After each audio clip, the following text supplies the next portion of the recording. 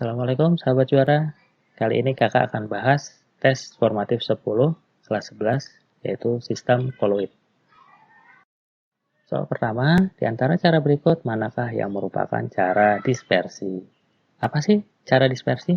Yaitu pembuatan koloid dari partikel yang ukurannya besar menjadi ukuran koloid.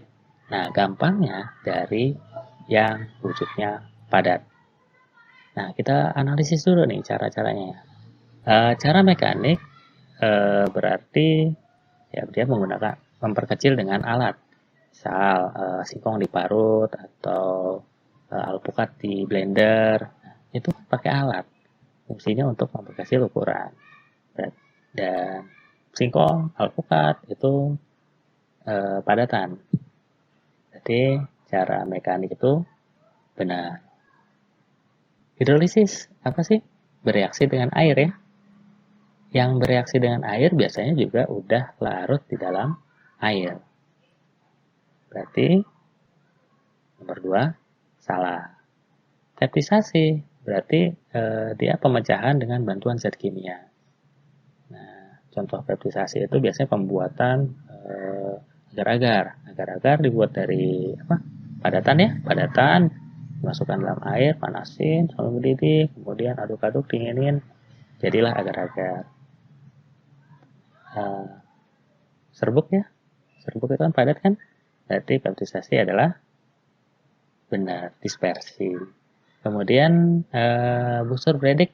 Busur bredik itu adalah pembuatan koloid dari kawat logam yang dialiri arus listrik. Arus listrik arusnya tinggi sekali sehingga kawatnya panas. Karena panas, kawatnya menguap, tapi ada di dalam lingkungan yang dingin. Akibatnya, uapnya langsung menjadi padat. Padat berukuran koloid ya, sehingga terjadi ya sol logam. Kawat logam padat, berarti busur bredik benar. Reaksi redox biasanya terjadi pada larutan, berarti nomor 5 salah. Jadi jawabannya 1, 3, dan 4. Nomor 2, sol FeOH 3 kali dibuat dengan cara menambahkan larutan FeCl3 jenuh ke dalam air mendidih. Kata kuncinya apa ini? Larutan FeCl3 dicampurkan dalam air mendidih. Kenapa airnya mendidih? Supaya bereaksi. Bereaksi dengan air berarti hidrolisis.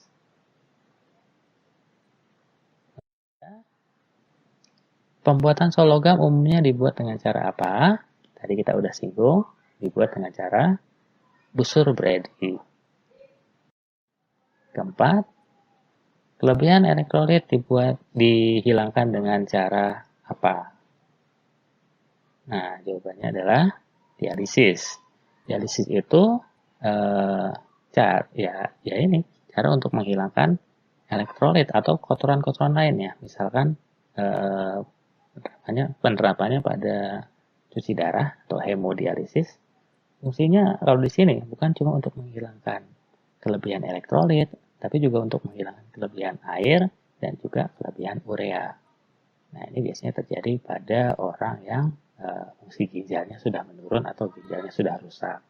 Ya, kita jaga ginjal kita ya. Nah, dekantasi itu untuk memisahkan antara air dengan endapannya. Koagulasi itu penggumpalan partikel-partikel koloid. Elektrolisis itu reaksi yang dibantu oleh listrik. Elektroforesis adalah pemisahan koloid dengan bantuan listrik. Ada yang ke kutub positif, ada yang ke kutub negatif. Pemisahannya juga bisa berdasarkan ukuran partikel koloid. Yang kelima, manakah yang merupakan pasangan koloid hidrofil? Apa sih hidrofil? Hidrofil itu artinya kuat tertarik ke pelarut. Dalam hal ini, hidro berarti pelarutnya adalah air. Apa cirinya? 1, kental. 2, efek tindalnya kurang jelas alias koloidnya jernih.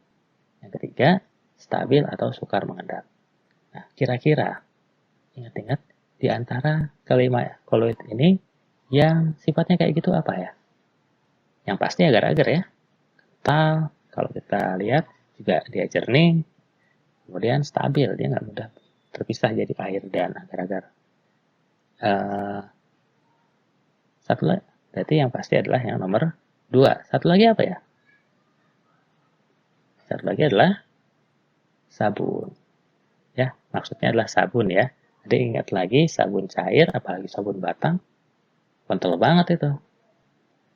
Berarti sabun adalah hidrofil. Ya, sampai sini dulu. Assalamualaikum warahmatullahi wabarakatuh.